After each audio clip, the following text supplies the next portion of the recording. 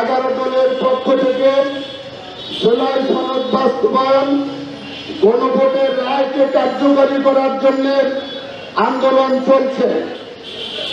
বিভাগীয় পর্যায়ে সমাবেশ চলছে।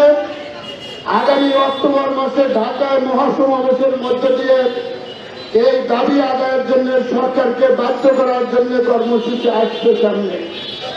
আমরা আজকে অত্যন্ত দুঃখের সাথেই বলতে হচ্ছে, গণভোট যেটা হয়েছিল একই দিনে সরকার পরিবর্তনের নির্বাচন হয়েছিল, সেই নির্বাচনের ফলাফল মানে নেওয়া হয়েছে, আর গণভোটের ফলাফলটা মানতে তারা রাজি হচ্ছেন না।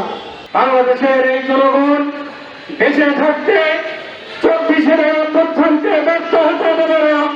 বাংলাদেশে কোনো ফ্যাসিবাদকে প্রতিষ্ঠিত হতে দেবে না।